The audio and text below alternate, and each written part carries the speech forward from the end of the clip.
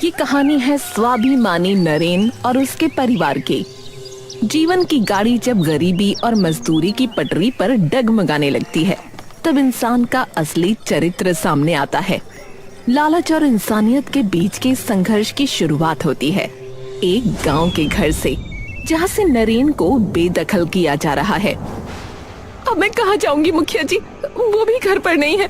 कृपया हमें कुछ और दिनों का समय दे दें। अरे नहीं नहीं, तुम्हें और समय नहीं दिया जा सकता। मैंने वो घर ज्येष्ठ के महीने में ही तुम्हारे पति से खरीदा था। आज जाऊंगा कल जाऊंगा करते हुए 5 महीने बीत गए। अब तुम्हें घर छोड़ना ही होगा, समझी? वो अपने एक दोस्त से कुछ पैसे लाने गए हैं। लौटते लौटते दोपहर हो जाएगी। तब या तो हम आपके पैसे वापस कर देंगे या फिर घर छोड़कर चले जाएंगे। नहीं नहीं, अब मैं एक पल का भी समय नहीं दूंगा। तुम यहाँ से विदा होगी या फिर जबरदस्ती बाहर निकालूं?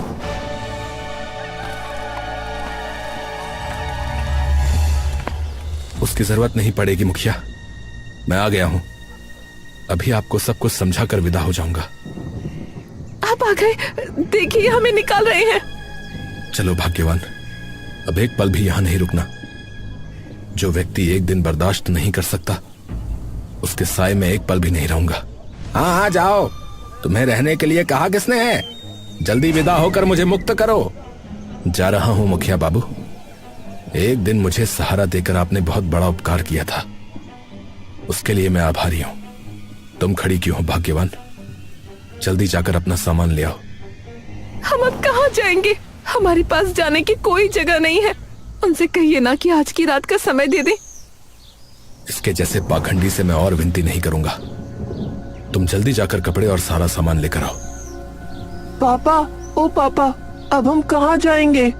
पता नहीं बेटा, जहां ऊपर वाले ने हमारे लिए ठिकाना रखा होगा वहीं जाएंगे। और आप भी सुन लीजिए मुखिया बाबू, एक दिन आप मुझे ढूंढेंगे। मैं उस दिन का इंतजार कर रहा हूं। अरे जा जा, तुझे ढूंढने का ना तो मेरे पास समय और ना ही इच्छा, समझा? मेरी आंखों के सामने से दूर हो।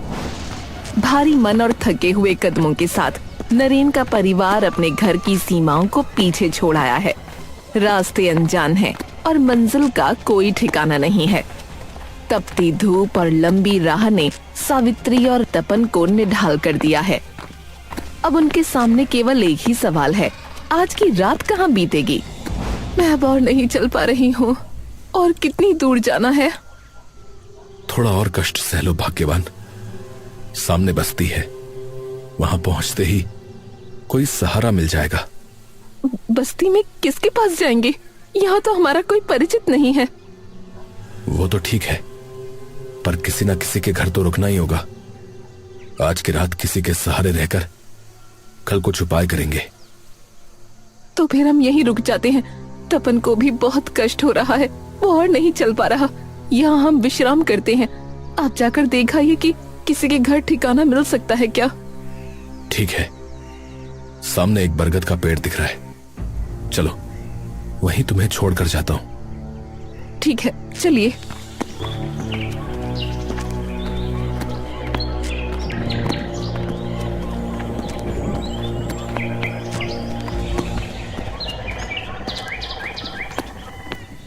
एक बात बताओ, अकेले रहने में डर तो नहीं लगेगा? नहीं नहीं, डर कैसा? और फिर तपन तो साथ है ही। ठीक है, सावधानी से जाना। नरेन उम्मीद की एक किरण तलाशने के लिए गांव की ओर निकल पड़ा, जबकि सावित्री और तपन उस विशाल और पुराने बरगद के पेड़ की छांव में अपनी किस्मत के भरोसे ठहर जाते हैं। बरगद की वो गहरी जड़ें मानो उन्हें दिलासा दे रही थीं कि कोई भी मुसाफिर इस दुनिया में बेसहारा नहीं रहता।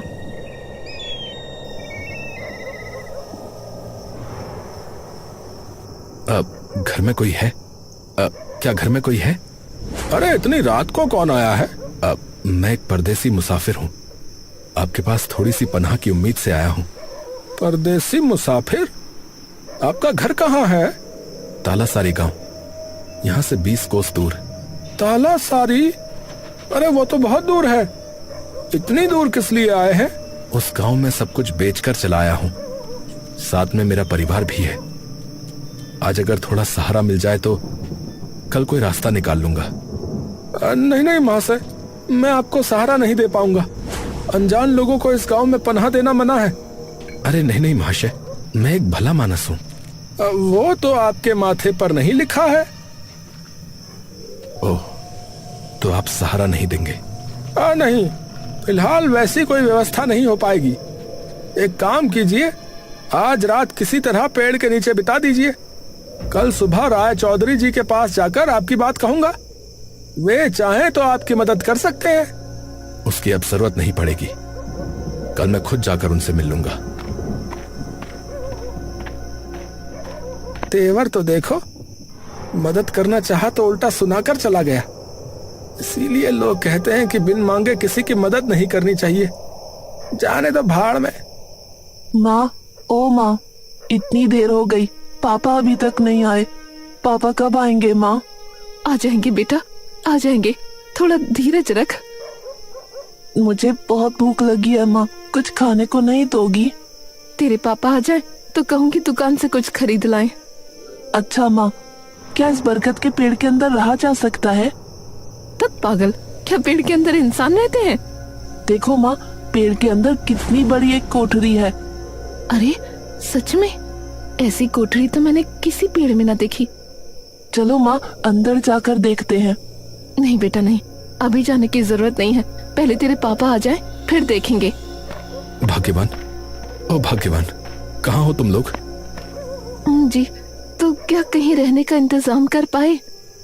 नहीं भाग्यवान, कई गृहस्थियों से कहा पर कोई सहारा देने को राजी नहीं हुआ। इस गांव के लोग बड़े स्वार्थी लग रहे हैं। मुसीबत में सुनकर भी कोई सहारा नहीं देता। अरे छोड़ो उनकी बातें, आज की रात किसी तरह यहीं बिता देंगे। तुम्हारे लिए पोहा मुरमुरा लाया हूं, पेट भर के खा लो। जी, मैं कह रही थी कि तपन ने एक जगह देखी है इस पेड़ के अंदर, जरा देखकर तो आइए। क्या वहाँ रहा जा सकता है? पेड़ के अंदर? कहाँ? दिखाओ तो। वो रहा पापा, वो देखो।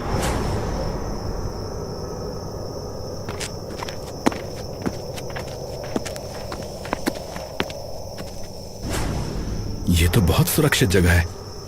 बाहर से समझ ही नहीं आता कि अंदर इतनी खाली जगह है। हाँ, जगह बहुत सुरक्षित है और रहने लायक भी। तो फिर अब चिंता नहीं है भाग्यवान।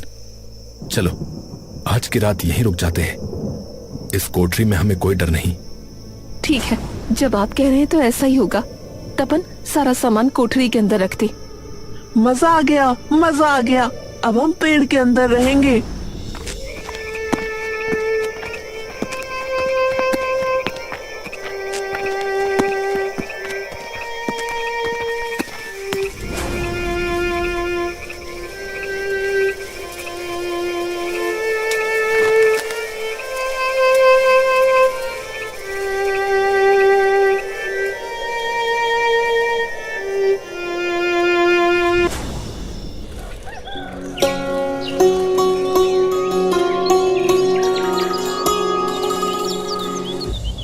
थोड़ा मुरमुरा खाकर कोई इंतजाम कीजिए। ऐसे और कितने दिन चलेगा? सर छिपाने के लिए एक जगह का इंतजाम तो करना ही होगा। हाँ भाग्यवान, इंतजाम हो जाएगा। ये जगह मुझे पसंद आ गई है। सुना है ये सरकारी जमीन है और चौधरी लोग इसका उपभोग कर रहे हैं। उनसे पूछकर देखता हूँ कि क्या यहाँ एक कमरा बनाया जा सकता है। हाँ जी, जगह बहुत सुंदर है। आप राय चौधरी जी से पूछकर देखिए कि इस पेड़ के नीचे एक कमरा बनाया जा सकता है क्या। ठीक है, मैं जाता हूँ। उम्मीद है कोई इंतजाम हो जाएगा।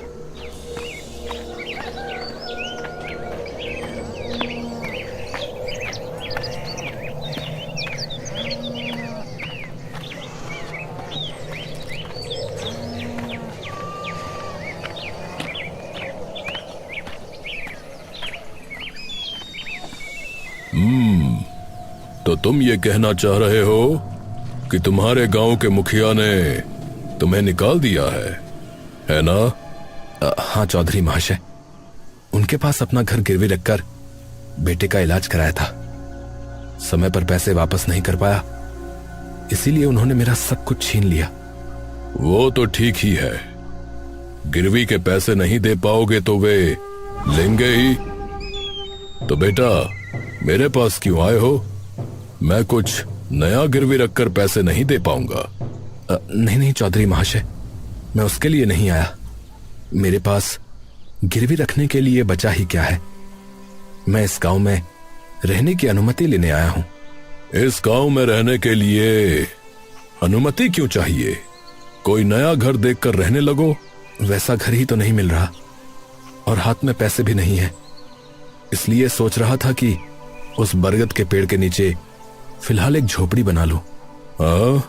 बरगद का पेड़? मतलब गांव के पास वाले उस पुराने बरगद की बात कर रहे हो? वहां कौन रहता है? वहां तो भूत प्रेतों का अड्डा है। उसकी चिंता आप ना करें, देखिएगा कुछ ही दिनों में सब साफ सफाई करके उसे रौनक वाला बना दूंगा। ठीक है, जाओ, जाकर काम शुरू करो।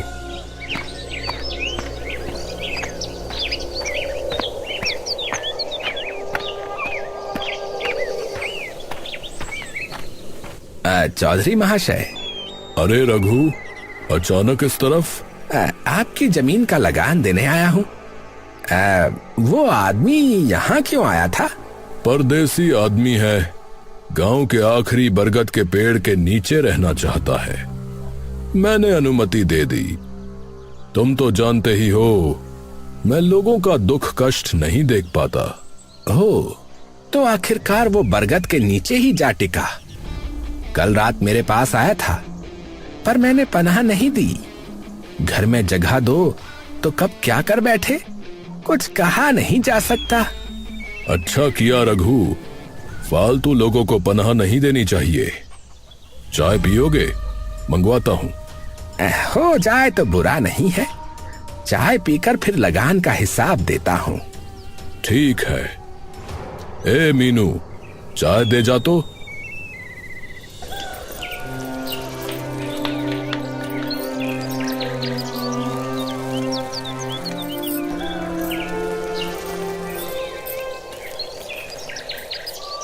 माँ, ओ माँ, पापा अभी तक नहीं आए। पापा कब आएंगे माँ? आ जाएंगे बेटा, आ जाएंगे। चौधरी के घर गए हैं, उनसे पक्की बात करके ही आएंगे। वहाँ क्या इतनी बातें हो रही हैं माँ? सुना नहीं, हम इस बरगद के नीचे घर बनाएंगे। राय चौधरी से उसी की अनुमति ले रहे हैं। भाग्यवान, ओ भाग्यवान। हाँ जी, क्या बांस ले आए? हाँ भाग्यवान, चौधरी महाशय ने यहाँ रहने की अनुमति दे दी है, इसलिए अब देर नहीं की।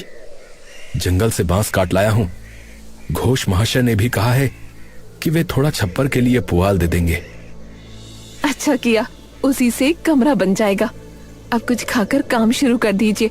मैंने कुछ रोटियां बनाई हैं। इतनी जल्दी रोटियां भी बना ली? आटा कहाँ से मिला? हाथ में 2 रुपये थे, उसी से खरीद लाई। बहुत अच्छा, तो खाने को दो, फिर काम शुरू करता हूँ।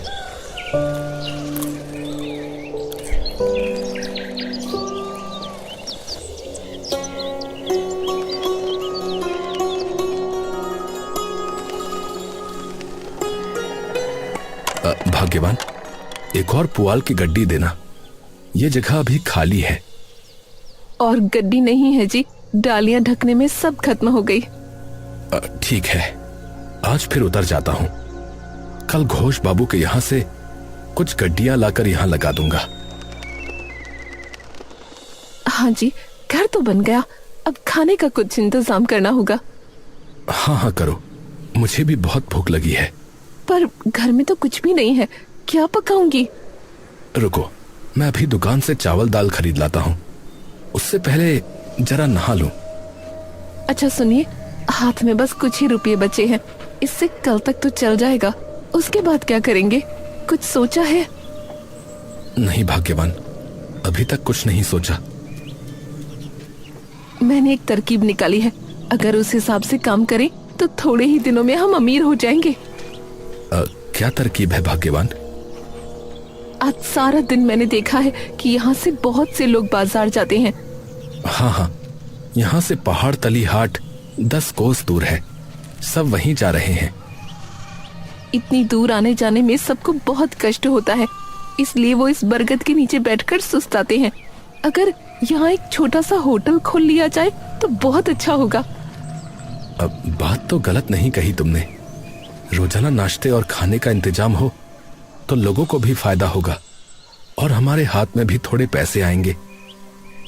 तो आज ही आप हाट से कुछ सामान खरीद लाइए। कल सुबह से मैं खाना बनाने की तैयारी करूंगी। देखते हैं इस काम से किस्मत बदलती है या नहीं। बहुत खूब, तो मैं अभी जाता हूँ, पहले नहा लूं।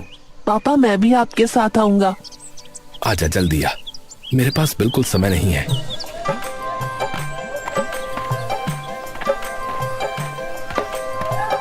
उसके बाद नरेन और तपन बाजार जाकर खाने का सामान लाते हैं और अपने बरगद के पेड़ के नीचे ढाबा शुरू कर देते हैं। पहले तो कम ही लोग वहाँ रुकते थे, लेकिन धीरे धीरे खाने की सुगंध और अच्छा खाना होने से वहाँ अच्छी खासी भीड़ लगने लगी। अब नरेन ने मदद के लिए 2 लड़के भी रख लिए।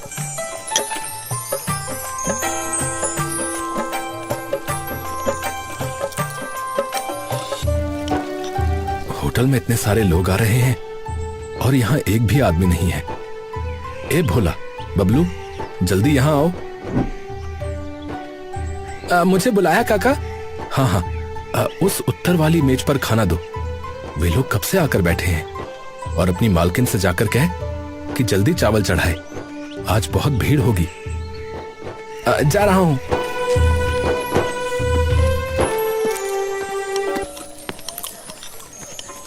अरे घोष महाशय, अचानक कैसे आना हुआ?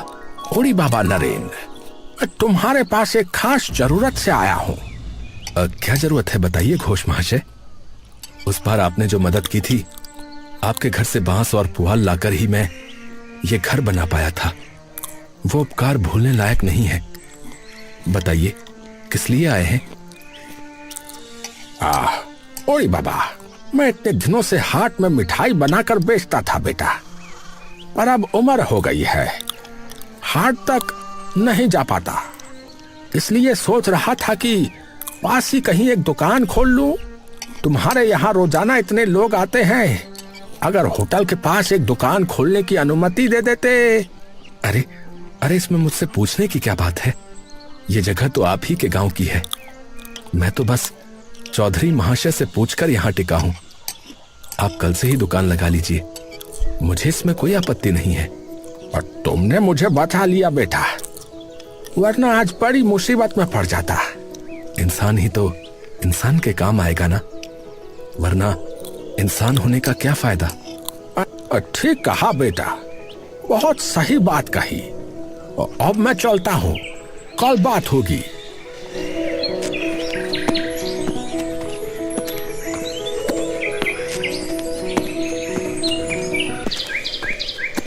हाँ जी, वो क्यों आए थे? हमारे होटल के पास अपनी मिठाई की दुकान लगाने के लिए। मैंने कह दिया कि कल से ही काम शुरू कर दें। अच्छा किया, उनका परिवार ठीक से नहीं चल रहा। बूढ़े आदमी हैं, दूर के हाट तक जा भी नहीं पाते। इसलिए तो कहा। वैसे भी बरगद की छांव को लेकर मेरी दूसरी योजना है। यहाँ एक सुव्यवस्थित हाट तैयार करेंगे। इससे आसपास के गांवों के लोगों का कष्ट कम हो जाएगा। ये काम अगर लोगों की आंखों में खटकने लगा तो मुझे बहुत डर लगता है जी। हमारे इस सुखी संसार में फिर से कोई तूफान आ जाए, मैं ये ना चाहती। अरे नहीं नहीं, ऐसा कुछ नहीं होगा। तुम फालतू की चिंता मत करो। हाट होगा तो अच्छा ही होगा। अच्छा हो तो अच्छा ही है। फिलहाल मैं जाती हूँ, फिर से खाना चढ़ाना है। चौधरी महाशय, अरे ओ चौधरी महाशय, अरे घर पर हैं? कौन? नरेन है क्या? नहीं, मैं रघु हूँ।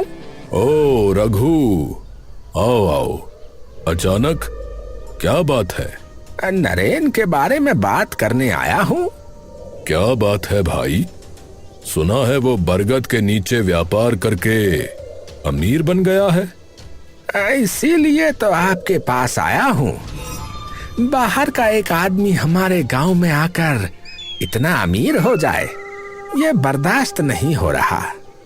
क्या मैं बर्दाश्त कर पा रहा हूँ? पर क्या करें, हमारे हाथों में क्या है? जिसका व्यापार है वो कर रहा है। हमारे पास करने को बहुत कुछ है चौधरी महाशय, सुना है वो जगह तो आपकी है, तो अगर उसे वहां से निकाल दिया जाए तो काम बन जाएगा। हाँ, इसमें मेरा क्या फायदा? अरे अभी तक फायदा नहीं समझे। अरे नरेन के उस बरगद के नीचे अब रोज हाट लगता है। उसे हटाने पर उस हाट का सारा लगान आपके हाथ में आएगा। तुम तो बहुत बुद्धिमान हो रघु, बहुत अच्छी बात कही। इस तरह तो मैंने सोचा ही नहीं, पर इसमें तुम्हारा क्या फायदा है, ये बताओ। मेरा भी फायदा है।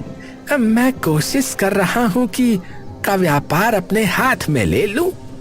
अगर आप उसे निकाल सके तो आपका भी फायदा और मेरा भी फायदा।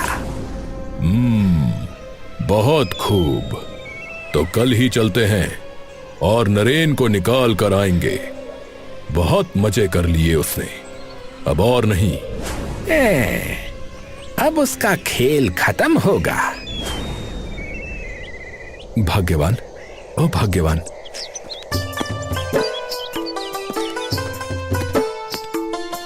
क्या बात है, सुबह सुबह कहाँ जा रहे हैं? बाजार जा रहा हूँ। आज सुबह सुबह जाकर बाजार ले आता हूँ, दोपहर को बहुत भीड़ होगी। ठीक है, जाइए। मैंने भी चावल चढ़ा दिए हैं, सुबह सुबह सारा खाना खत्म कर लूंगी। अच्छा भाग्यवान, तुम चावल और दाल बनाकर रखना, और अगर घोष महाशय तो उन्हें पूरब वाला कमरा दिखा देना। फिलहाल वहीं बैठे। ठीक है, मैं कमरा खोल दूंगी। ठीक है, मैं चलता हूँ।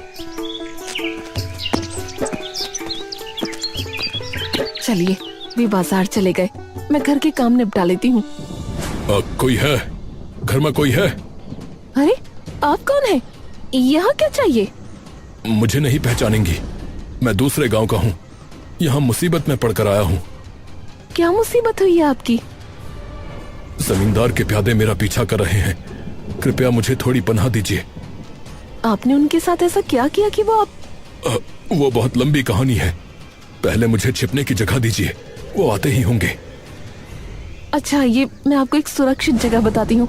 वो देखिए, उस बरगद के पेड़ में एक खोखल यानी कोठरी है, वहाँ जाकर छिप जाइए। आवाज बिल्कुल मत कीजिएगा, वरना वो आपको ढूंढ लेंगे। हाँ, आपने मेरी जान बचा ली। अच्छा, अब मैं जाता हूँ।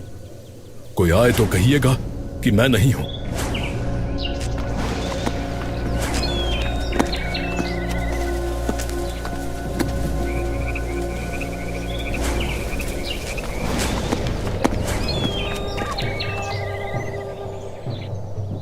नरेन, अरे ओ नरेन, तुम तो यहीं हो, तुम्हारे पास ही आया हूँ। अचानक मेरे पास? क्या बात है चौधरी महाशय?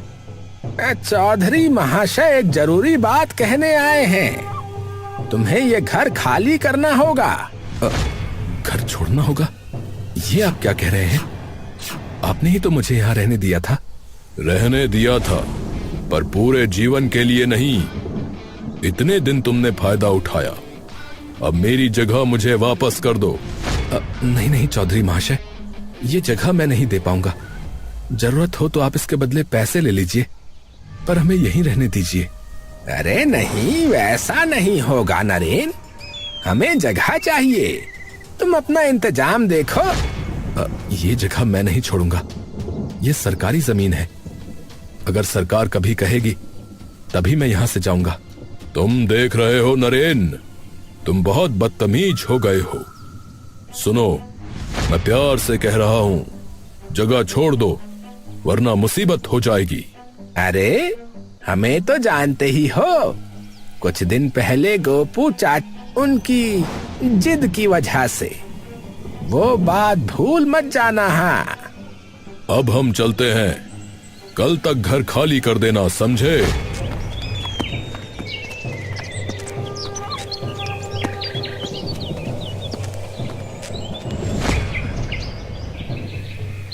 हाँ जी, राय चौधरी क्यों आए थे? अरे मेरा तो सर्वनाश हो गया भाग्यवान, उन्होंने घर छोड़ने को कहा है। ये क्या कह रहे हैं? अब क्या होगा? वो राय चौधरी अच्छे लोग नहीं हैं। अगर कुछ गलत कर दिया तो। वही सोच रहा हूँ भाग्यवान। देखते हैं क्या किया जा सकता है। शायद कल तक हमें ये गांव छोड़ना पड़ेगा।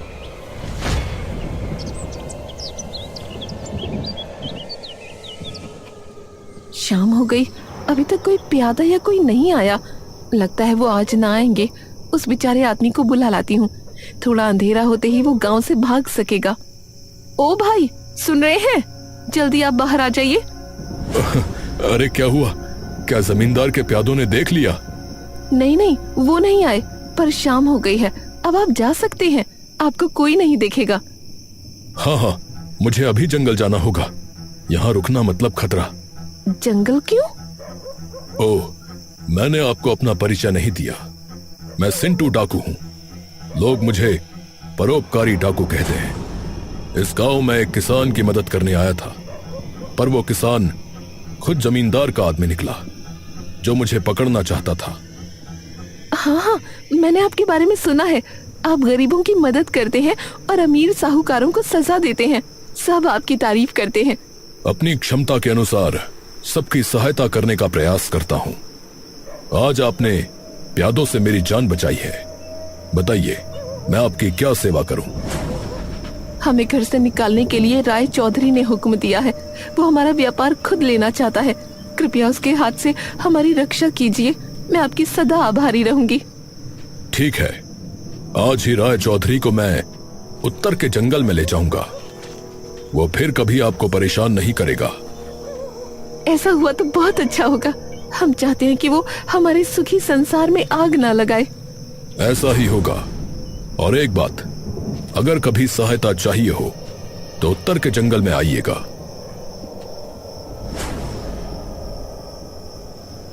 और 7 बार सीटी बजाइएगा। मैं वहां आ जाऊंगा। ठीक है, अब से किसी जरूरत पर आपके पास ही आऊंगी। मैं अब चलता हूँ। राय चौधरी से अब डरने की आवश्यकता नहीं है। कुछ देर बाद नरेन और सावित्री। क्या सिंटू डाकू आया था हमारे घर? हाँ जी, सारा दिन उसी पेड़ के खोखल में था। जाने से पहले कह गया है कि राय चौधरी को सबक सिखाएगा। अब हमें चिंता करने की जरूरत नहीं है। मुझे विश्वास नहीं हो रहा भाग्यवान। राय चौधरी बहुत शातिर है। उसे कोई कुछ नहीं कर पाएगा। नरेन, नरेन, घर में हो? कौन? रघु भाई? हाँ भाई, मुझे बचा लो। क्यों? क्या हुआ आप लोगों को? राय चौधरी को कुछ लोग उठा ले गए हैं। मुझे भी धमकाया है कि अगर तुम्हारे घर की ओर आंख उठाकर भी देखा तो मुझे यकीन है कि वो सिंटू डाकू के लोग थे। चौधरी महाशय का अपहरण हो गया? हाँ भाई, इसीलिए तुम्हारे पास आया हूँ। हम अब तुम्हारे किसी सामान पर लालच नहीं करेंगे।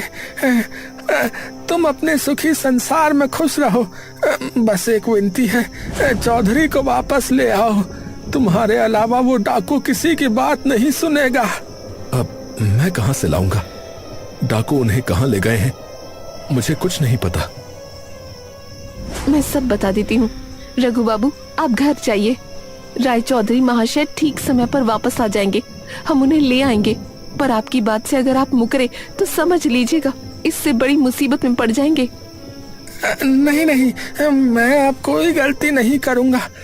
कभी किसी का सुखी घर तोड़ने नहीं जाऊंगा। आज समझ गया कि शेर को सवा शेर मिलता ही है। चलिए, आखिरकार समझ तो आ गया। आप भी याद रखिएगा, दूसरों का नुकसान करने वालों का हाल राय चौधरी जैसा ही होता है। समय रहते सुधर जाइए। तो हम जा रहे हैं चौधरी जी को बचाने। रात का समय। राय चौधरी एक पेड़ से बंधे हुए हैं और डर से कांप रहे हैं। तभी सावित्री और नरेन वहां पहुंचते हैं। सावित्री हाथ में शंख लेकर उसे जोर से बजाती है। अरे, ये तो वही भली मानस है जिसने मेरी जान बचाई थी। ये यहाँ आई है। जाओ, उन्हें पूरे सम्मान के साथ यहाँ लेकर आओ।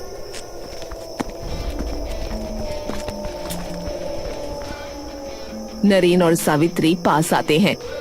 कहो बहन, इस आधी रात को आप यहाँ कैसे? क्या फिर से किसी ने आपको परेशान किया? नहीं भाई, हम यहाँ राय चौधरी जी को छुड़ाने आए हैं।